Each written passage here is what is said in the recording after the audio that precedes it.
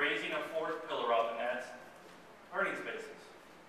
How we're going to do that is we're going to go through a series of images, and we're going to have you look and engage with that. We're going to ask you, what do you see?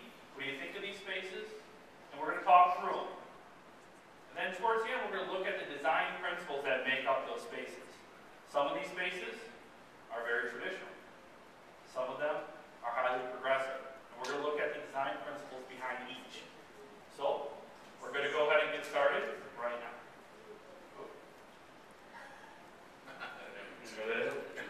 What do you see here? Typical classroom. Lack of engagement policy.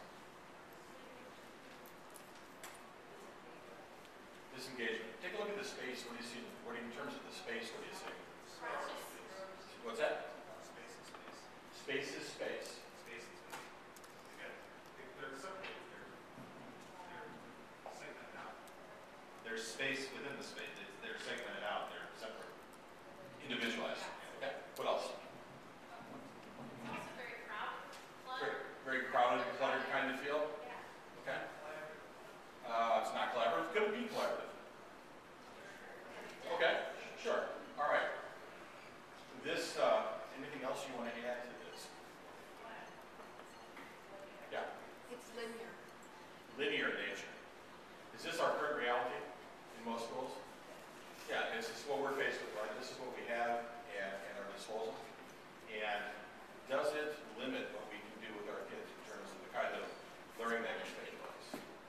Okay. All right. This picture is posed. But they're good at it, aren't they?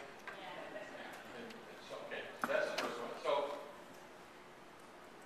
we often call this a 6x5 grid, where you have 6 rows, 5 desks in a row. Now, at Glenbrook South, we're just like a grammar school. We have 130 of these. Okay, so this is our current reality in schools. We want to talk today and help you, lead you through what could take place in schools a little bit different, that gives us some additional capabilities for learning.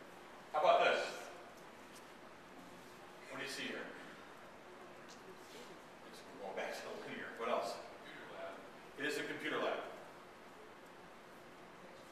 Good or bad? Is that Glenbrook South use a dual food IMAX? What piece of your Max have? Yeah. Everyone's facing in the same direction up towards the main screen. Everyone is facing the same direction. Okay. What else? Good for direct instruction. It's good for direct instruction, but not for collaboration.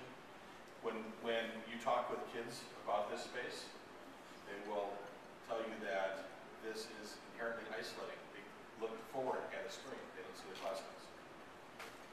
Is this the same kind of situation that we have in our other classrooms? This is a different kind of device that's there, right? Now, the question we have for you is, why are these two things separated? In other words, we have a classroom. If we go back to this, look what they have at their disposal.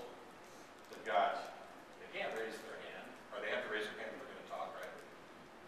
They have got 2 recognized content experts in the classroom. That is the teacher and the textbook. They've got limited access to